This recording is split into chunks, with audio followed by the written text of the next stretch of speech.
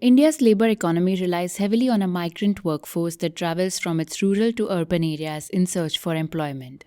Today, our focus is on a tech platform that provides potential migrants with employment and housing by minimizing the risks for the workers without compromising on their choice. Bandhu matches employers with migrant workers and homeowners to occupants looking for informal, affordable housing on rent.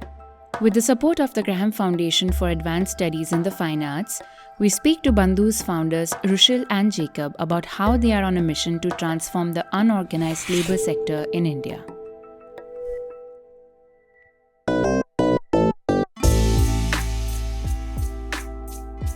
I am Vaishnavi Shukla, and this is Architecture Off Center, a podcast where we highlight contemporary discourses that shape the built environment but do not occupy the center stage in our daily lives.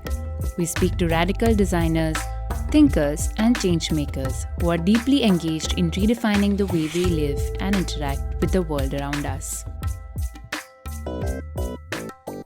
So, Rushil and Jacob, I think we should start with just getting kind of a broad overview of what migration in India looks like. There is a certain rural urban divide in the way migration happens. And if you could talk a little bit about both migration and how labor moves across India for work. Okay, probably I'll pick that up. Uh, so it is a sort of a broad question. Let me try and break it up into two parts. So I mean, if you've seen the census, in the last time we had a census, it said the most common reason for migration was marriage. So women moving after they got married was one. But let's kind of discount that. And if we simply try and understand this phenomenon of groups of young boys, typically boys, women not so much yet, uh, moving to cities in the agricultural off season to find a higher paying a wage job, and then kind of coming back to help out with the farm, participate in agriculture. And this again heavily depends on how many crops a year are they getting. Is also very often timed to what kind of cultivation they do. If they're going to sow paddy, then when it starts.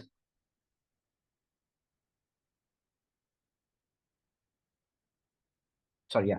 So if you're going to sow paddy, you to be there at a certain time. You'll start to see these cycles. For example, for those of us who are familiar with construction, especially in Ahmedabad, a lot of your labor that comes from the Dahod side, they will participate in a lot of the digging, a lot of the filling of the slab, the concrete slabs, and then just before the monsoon, during monsoon, they'll go back for paddy.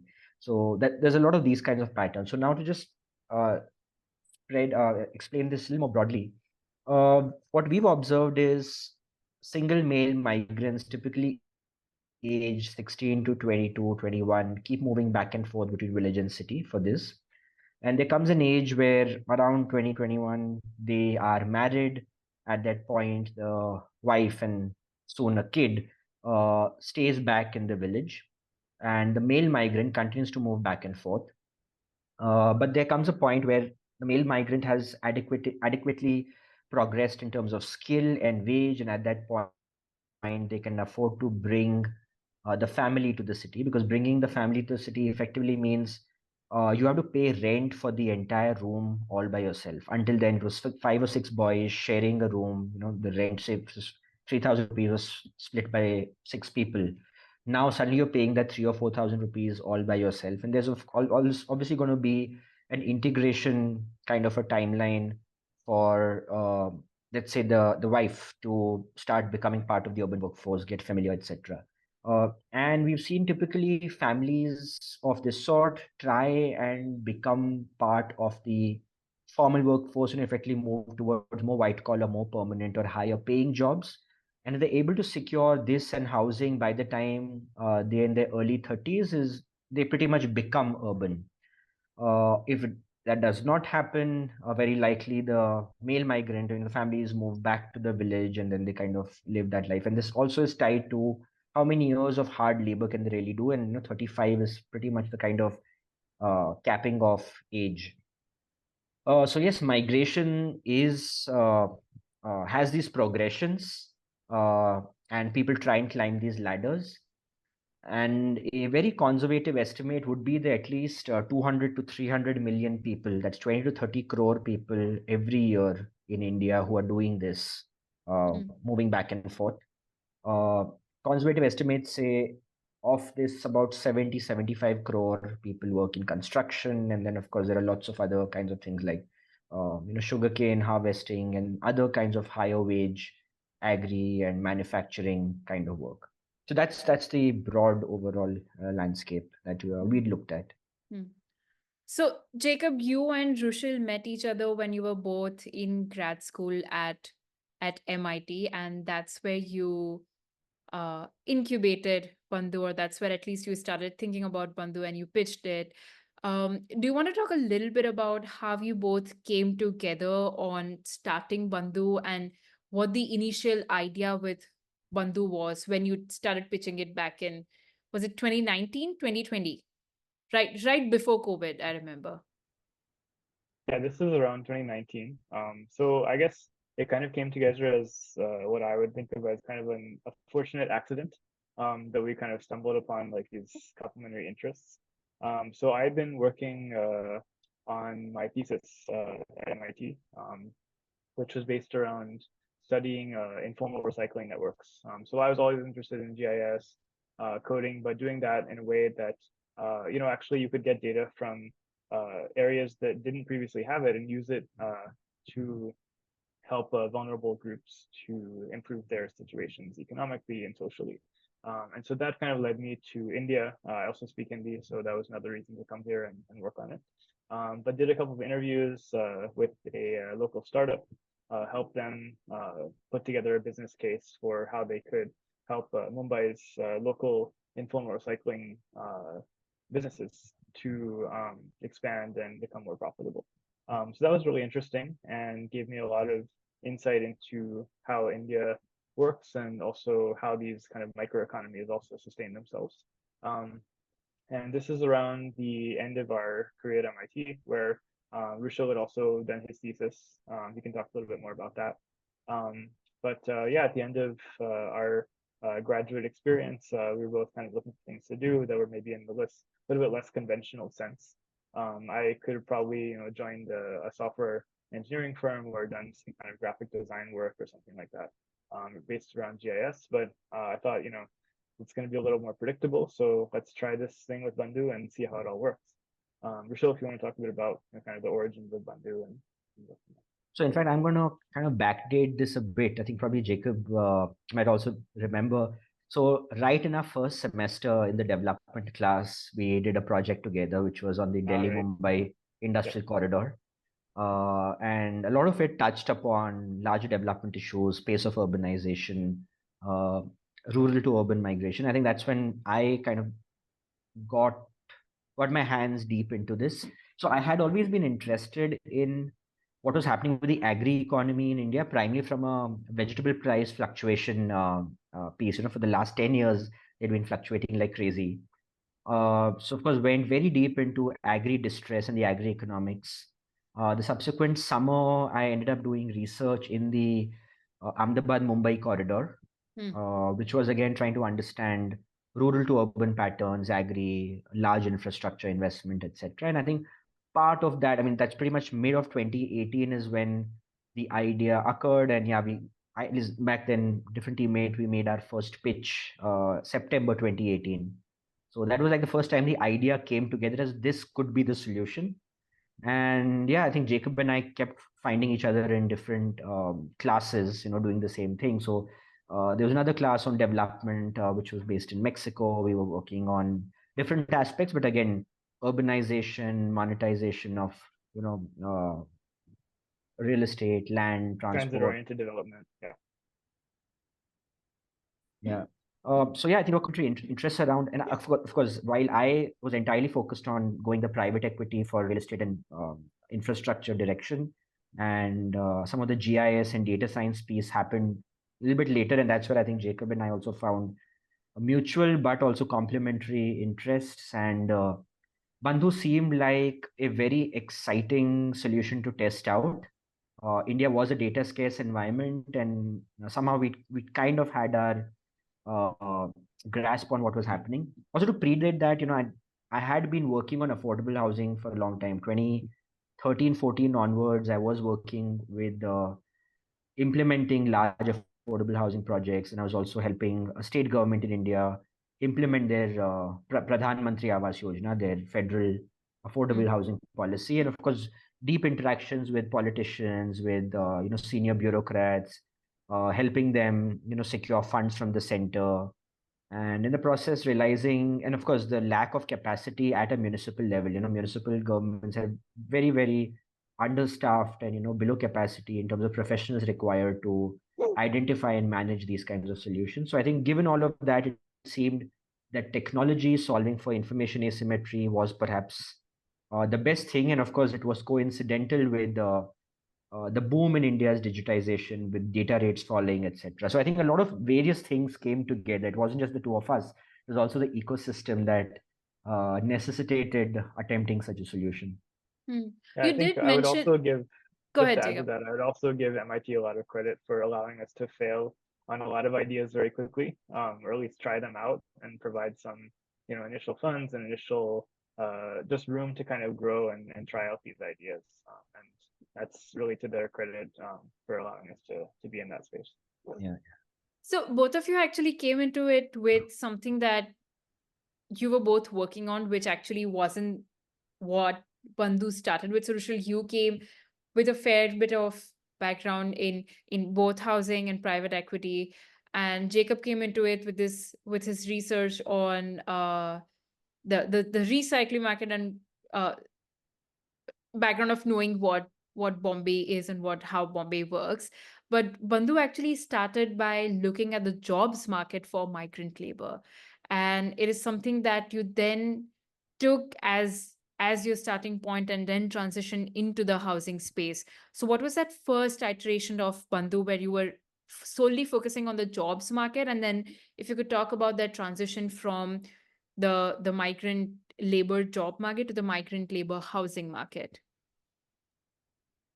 Maybe I'll just small correction there. We started off with bundling jobs and housing. That was Huh. the crux Okay. of it. And I mean, I have, I guess, a little bit of influence from the last class I took before graduating was this course with Sid Yog at Harvard Business School, which was literally taking all these new age uh, tech enterprises in developing countries and trying to solve these kind of wicked real estate problems. Uh, so yes, we said okay, it was ambitious because people typically struggle to build a two-sided marketplace. For whatever reason, we thought let's build a three-sided marketplace because there was value in the bundling.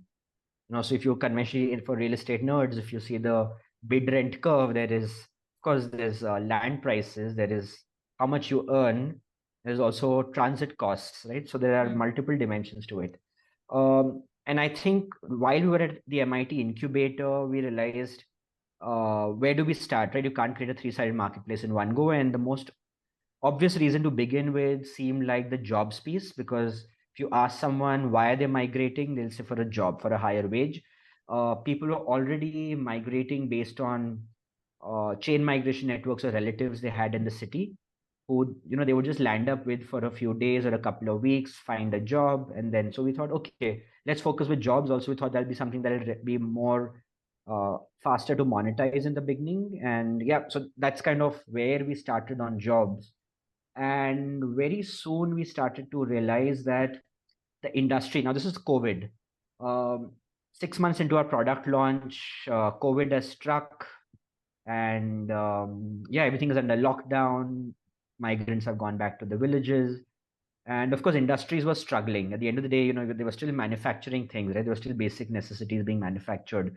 uh, so most of industry was struggling with these broken supply chains of labor, and this is where we got involved and found new partners, tried to close some of those gaps. And things seem to be picking up well for a year and a half. And then as the lockdown waned, as the pandemic started to ease up, we realized there was actually no real sustained demand from industry to digitize the workers, because it was very simple for them. They were like, the more workers they digitize, the more workers they literally are showing proof of employment, and their compliance burden would increase, right from PF, ESIC, etc. Tons of compliances. And a rough calculation we did for some employers showed that the compliance costs could almost shave off 30% of their top line. And this is where we realized that how much we push into it, it is very unlikely we'll be able to formalize or digitize this workforce, because regulation is loaded against industry if they intend to do this, right? Everyone is trying to shave money, shave the money of whatever they can. Commodity prices were increasing, labor costs of course were quite high. So uh, that was where we decided that maybe the housing piece is something we should start experimenting with parallelly. And yeah, coincidentally, uh, demand for housing very rapidly increased. A lot of people, migrants, were coming back to the cities to find employment.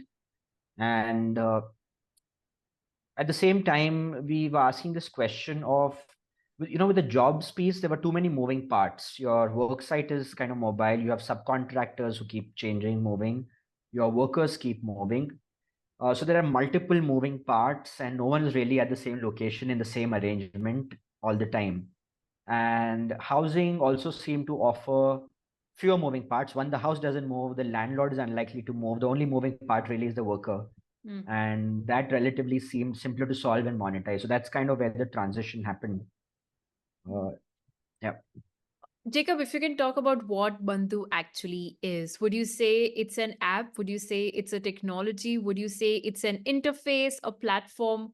What is Bandhu and how does one use it then? Yeah, so it's a great question. I think both Rushil and I have always thought about it as, in a holistic sense, as a platform. So it might have different, pieces of technology, different onboarding channels, but at the end of the day, it's basically an ecosystem for workers to get whatever they need, whether it's a job or housing or access to services. And so that's really how we originally envisioned it, from the very beginning.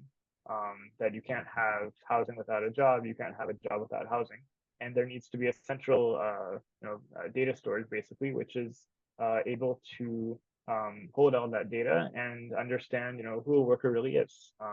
And so, for example, when we onboard a worker, let's say, we get information about what their origin district is, what their origin taluka is, and that gives us a really good sense of maybe where they're migrating, where they're interested in migrating to, what kind of housing they're looking for based on, different kinds of demographics that we're coming to understand through their activities on the app. So right now, the way that it works, so we started with a smartphone app. That was back in 2020, and just had that as a jobs app. We moved to an entitlements app when we saw an opportunity for that. But now have mostly been focusing on the housing app itself. And originally we envisioned this as a single kind of super app, I guess, to connect people to jobs, entitlements, and housing. But of course, when you're an early stage startup, you have to break down these problems into their component parts and figure out, quickly what small bits work first, and then try to connect the two. So yeah, right now we have a smartphone app, one for jobs, one for housing. We have an IVR system, and we have a WhatsApp chatbot, which is enabled with conversational AI. And just if you could go into a little bit of depth in terms of what a user journey looks like. So I assume, again, I don't know too much in detail, but if it's a laborer who's using an app, what does that person's journey look like in terms of finding housing? And if it's also a platform where people are posting openings, whether it's either for a job or for housing, what does that, I don't know, landlord side of the interface look like? Or do you have a separate interface where you find all the posting and then filter it through and you post it? But both sides of the interface, how does it work? Like, how do you connect people? So maybe we'll focus on housing, Rushil, if that makes the most sense. Yeah, so as far as housing, we considered it, we're thinking about building an ecosystem again, right? Building a platform that is helping migrants make better decisions on housing. And we realized both through our respective thesis, I would say, that data is quite scarce, especially for informal housing, affordable housing market in India. And so we realized, we had to basically create our own data. So what we did, which Rushil can talk a little bit more about as well, is we engage local champions to onboard the supply of housing. So they go around their neighborhoods. Many of them are women in these cases. So they're typically housewives. Maybe their husbands work at nearby industrial sites. And what they'll do is they'll go around in groups or on their own and discover different vacant housing opportunities in their neighborhoods. So this kind of builds trust within the community level, and it also rapidly has been able to onboard a very large supply of housing onto our platform. And so that's in the form of a smartphone app. So we train them to use this app to onboard photos, videos, get details about the property from landlords, and then once they've onboarded the supply of housing, we have migrants search for housing. So they're able to search both through the smartphone app and also through the WhatsApp chatbot. What we've recently enabled is their ability to actually search through a voice note. So they can actually go to the WhatsApp chatbot, send a voice note in their native language, and they can instantly get results from our database. And that's, we think is, the pathway to lowering the barrier to entry for these migrants, because often these kind of solutions are left out of the conversation.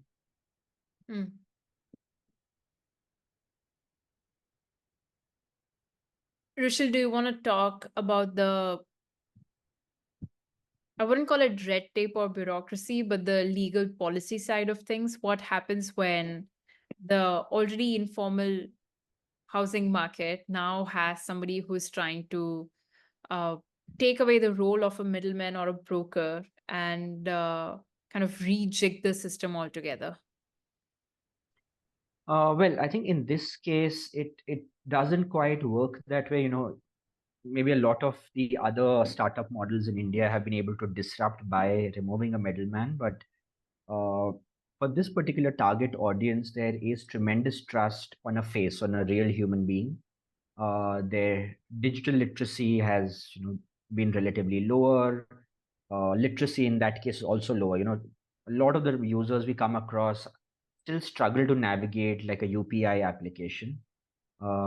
So human beings are critical to this ecosystem. So rather than remove brokers or so-called remove middlemen, we actually worked with a community-led model. We need a human being, but does the human being have to be an outsider? Does so this we realized after a lot of iterations, as Jacob probably alluded to, women within these communities. These were the wives of these migrant workers we talked about, these industrial workers whose wives that come to the city were underemployed or unemployed, or typically have to spend hours, especially in the mornings, tending to household chores, tending to the children. They would only find some time in the afternoons. But we found an opportunity here where we were able to train a lot of these women on how to use a smartphone and then go around, find vacant rooms and properties in their neighborhoods because they already had the trust, right? So what we picked up was they had the trust, they already had their socializing circles where they would anyways meet each other and exchange information. In fact, there's a paper by JPAL, right, which in fact talks about gossip, the term gossip, and literally classifies it as some sort of a data and communication, communication tool, because in a way you're archiving data and being able to retrieve it when you need it. So in some sense, we literally went through those kinds of channels, and it created great employment opportunities for the women because they were being paid, per task, like they onboard a house, if they take pictures, videos, etc. So some spectacular success stories where there's one woman who was probably making 2,500, 3,000 a month doing, home-based tailoring work or embroidery work. And yeah, last I heard, she was making an average of 25,000 rupees a month, quite a bit more than her husband as well. And which was paradoxical because in the first place, the husbands in this community, this is a community of migrants in Narol, Ahmedabad, they would prohibit the women from leaving the neighborhood without, and the moment they saw money coming in, they were able to use this economic mobility to kind of tide over a lot of the social restrictions. And the community and the men particularly started to think very differently about women working and their skill sets, etc. So I think it was a great story in that sense. And now coming back to some of those regulatory and legal things. So of course, Removing brokers, I mean, wasn't really a challenge because the community kind of filled that role and the community is serving themselves, working for themselves. Uh, when it comes to, I don't know if you're talking about the semi-formality of the housing as well, but I would also say the Indian state in general, when I say the state, I say the whole ecosystem, which includes the low level bureaucrats, the middle bureaucrats, the politicians, everyone, understand that India doesn't work in a black and white. The fact that our government departments have a term called regularization, right? Which simply means, yeah, we know everyone's done something slightly illegal, but you can just pay a fee and call it clean, right? Because they're like, oh, that's a revenue opportunity for us. And this is also the case with a lot of land, right? The way land typically becomes urban is, there might be an agri piece of land that might have been sold by a farmer, probably might have been subdivided into two plots. But you go on the ground today and you'll see there are probably 56 subplot divisions. And they have some sort of agreements, but they've been done on the incorrect value of stamp paper, etc. So it's not entirely illegal. There is some way to track, there's some way of paperwork, but these are shades of gray in that sense. And over the years, you would see that, even governments say, okay, let's recognize it. Let's at least give them an electricity connection. So they have a metered electricity connection from the municipality or the electricity department. So that becomes the first step to being recognized that, yeah, Correct. we live here. And then eventually, at some point, the government decides to lay a pipeline in a road.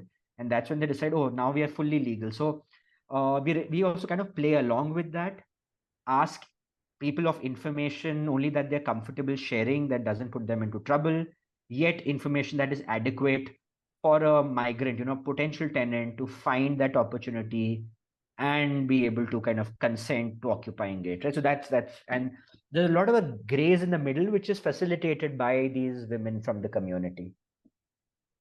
So it seems like there are a lot of different agents at play here, right? Right from your migrant worker to people who are posting either jobs or housing vacancies to you guys managing the tech part of it. And of course, there are things that you can control and then things that are beyond your control, right? So of course, the job market is not in your control, nor is the housing market. You kind of work as an enabler to connect two sides of an already existing market.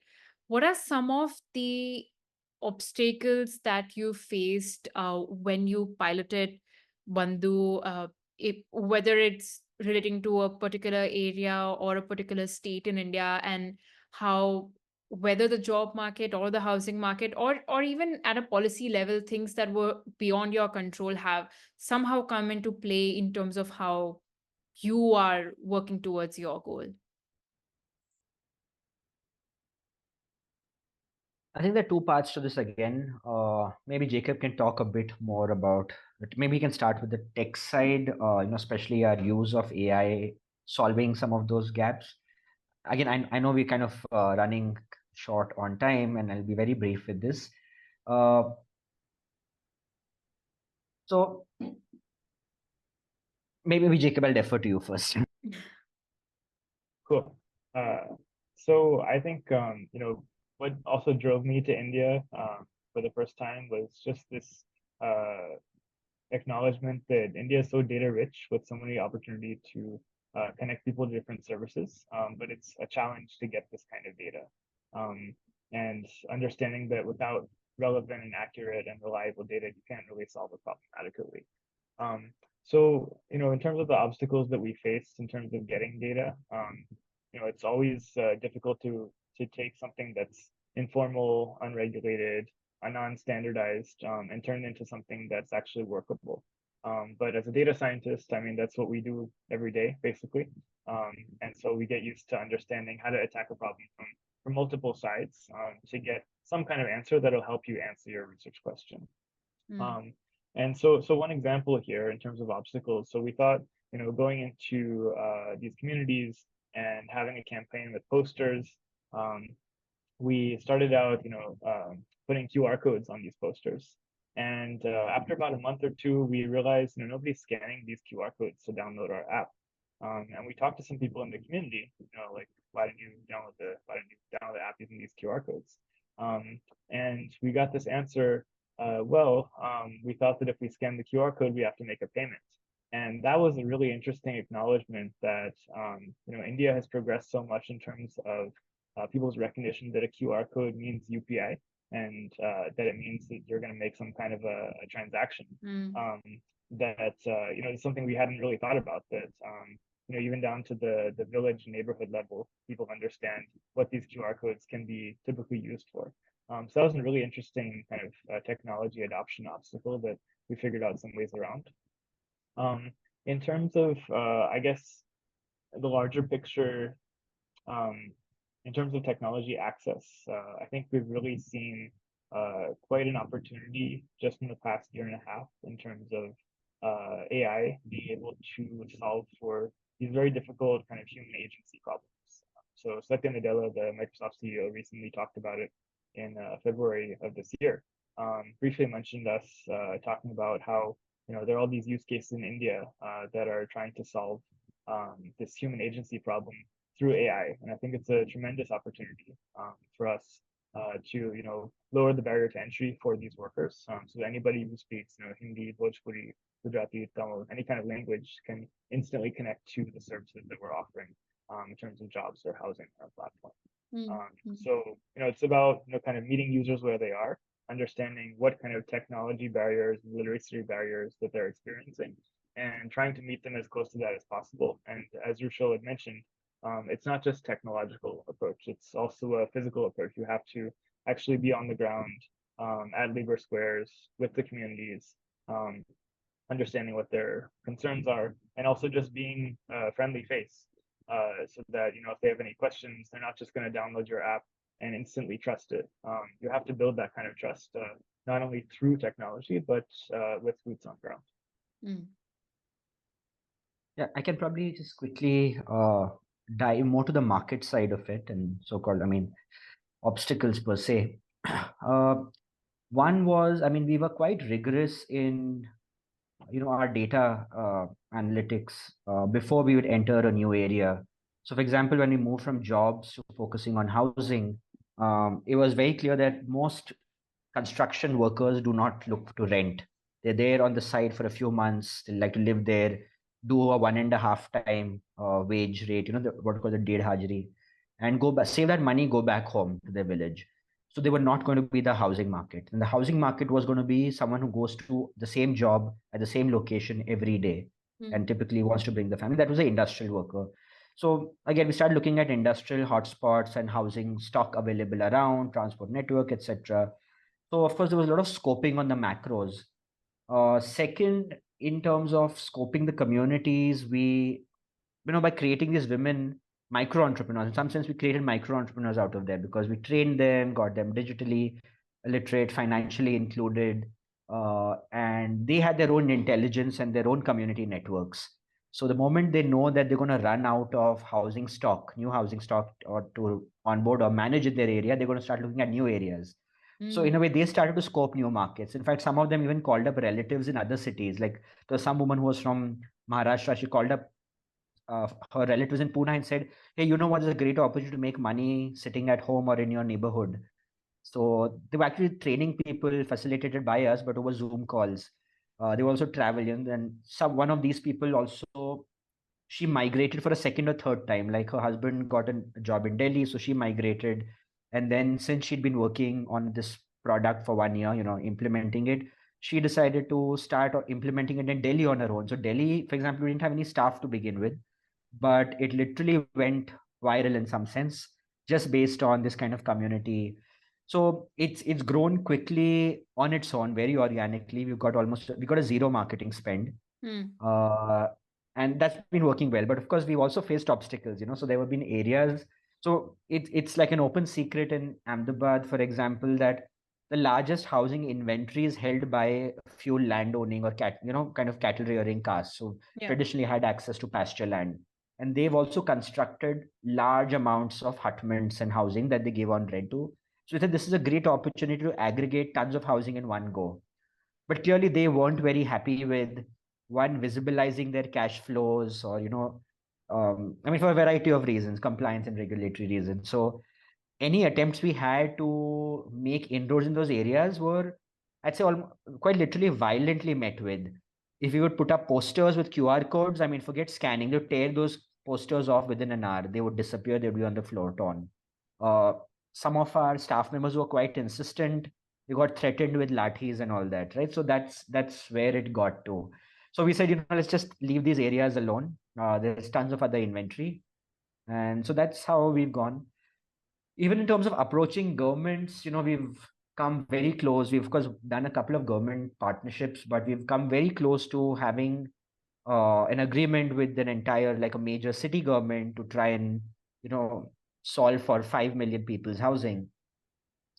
Invariably get stuck, with the cycles of standing committees and the politics around and changing governments. There was another state government we were, close to getting something with, and the government changed. So I think with the politics and priorities, it keeps changing. There were also some very petty things. Like there was, for example, one state in India is one of, like Kerala, for example, is one of the most uh, forward thinking in terms of worker rights. One, they have a crisis of manual labor because there's high uh, rates of out migration from there to the Middle East, etc. So their wages are also higher. So you have tons of people moving from, say, Odisha, etc., to Kerala. And while it is broadly encouraged in the governments, they're also were at one point talking about migrant hostels, etc. It just took one or two incidents, of a migrant worker being involved in a crime and, maybe harassment of a girl child. And suddenly the entire political narrative became anti-migrant. So then it was just like a bad thing to do. And sometimes it just takes a couple of small things for the entire narrative to change. We were trying something in another southern Indian state. Suddenly there were floods and the entire state machinery became, focused on mitigating that disaster. Migrants don't vote, right? So there's no political brownie points we made in the destination areas. They vote in the source areas, which generally are not the ones who are servicing them when they migrate. So of course, these are the kinds of, very systemic challenges on who is interested in solving for them. During the pandemic, for example, a lot of industry associations, like the CII example, for example, took up this aspect and said, let's do something for them. It, of course, came from also business interest that they needed workers. But the moment the labor supply situation reversed after the pandemic again, it is not top priority for a lot of these organizations as well. So I think that's what we're still trying to find a so-called major force that would push things in this ecosystem. And as of now, I think it seems in India, one of the more established models is to create a lendable pipeline. And that's also where we are focused. We're saying there's tons of housing, 60% of urban housing in India is informal. Nobody knows about the cash flows. Nobody knows about the asset quality. But we all understand that they are eventually going to become formal, or they Correct. at least hold formal jobs. So can we leverage that data, that rental cash flow data, and build a pipeline for the financial institutions to lend to? So yeah, you have to find motivations of capital and then try and find a way for them to reach the problem you think is important, because maybe you're the only, either you're really stupid or too early to it, or maybe, yeah, I mean, for a variety of different reasons, might be the only people interested in solving it. It's interesting you mentioned the path towards lending. Something that another guest, Etta, mentions in her episode is how do you really work around these affordable rental housing models to eventually create a path towards ownership. So very similar is how do you really build a lasting relationship where with the increase in families, like you said, from one person to a husband and a wife and a kid, uh, how do you make it flexible enough so that they are able to move but also eventually claim ownership in a more formal sense for wherever they're living? And of course, because employment and migration is cyclical, I'm sure even you might be experiencing those cycles in the way people use and interact with the platform. Now, that being said, what is next in the pipeline for Bandhu, and where do you uh, guys see it growing, or what other areas do you see Bandhu venturing into? So yeah, there is a okay. there is a business side to it and a technology side to it. Both of them are super exciting. I think on the business side of it, of course, of the opportunities to leverage this data, and the most obvious answers is this pathway to ownership. So, we know land in India is one of the most complex problems, probably not going to get solved in our lifetimes, or at least in our active years, whatever the next 40, 50 years, 30, 40 years. And you have to get around the problem of land, because supply of land is constrained. It's land is a limited resource. Conversion of land from one to another essentially is agri versus urban, and we consistently keep talking about that. The reason we jumped into it also was that if India is urbanizing very rapidly, all of us are focused on the supply side technocratic interventions, right? Which is, let's make smarter cities or better infrastructure, but no one's really talking about who is migrating. Like, okay, we're urbanizing, but who is urbanizing and what are their problems? So I think getting into that life cycle is exactly where we've been focused. So I think more and more business models, I mean, are improving business models around that. And a pathway to profitability, especially for a startup like ours, is the pieces we are most excited about, and especially building out some of the more cutting edge financial products based on the data and the behavior we're able to see.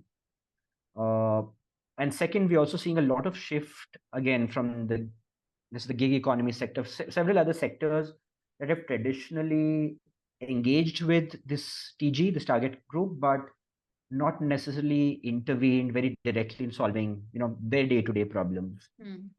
It's come gradually, right? From having no insurance, finally insurance and a bunch of other lending, it's personal lending and other benefits have come, but we're trying to see how some other lifelong benefits can start coming in. On the technology piece, of course, I think we are super excited. We've got maybe Jacob can expand more on that. Yeah, sure. I mean, a lot of us are following just the development that India's technology sector has taken, not only over the past, I would say 8 to 10 years in terms of digital public infrastructure, UPI adoption, but much more recently in terms of the push towards these kind of AI models, large language models, which are very rapidly leveling the playing field for many people in India, just in terms of communication. So as these language models continue to develop, I think you'll see a lot more languages coming online to serve the needs of India's very diverse population.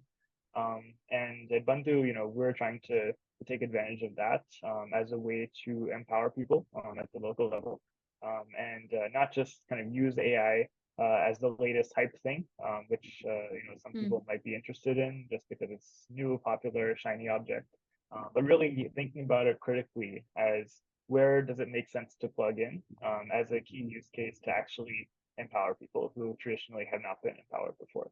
So using it to solve a very tough problem with big data, lots of people, lots of volume of transactions and conversations. So I think it's a very exciting time, and we're kind of at the cutting edge of that. That sounds incredible. I mean, especially I speak about it in previous seasons, but especially since I read Shoshana Zuboff, who teaches at HBS, about surveillance and capitalism. I'm not saying we all use data for the wrong things, but it seems like there is a lot of data that is yet to just be formalized and be put to good use. So I'm excited to see how you guys venture into new territories and how you kind of keep adding different models to it and look at this whole demographic that is probably not served as holistically through other means as you guys are trying to do. So thank you guys for your time and wishing you all the best for Bandhu. Special thanks to Ayushi Thakur for the research and design support, and Kahan Shah for the background score. You can follow us on Instagram at arcofcenter and reach out to us through our website arcofcenter.com. That is ARCHOFFCENTRE.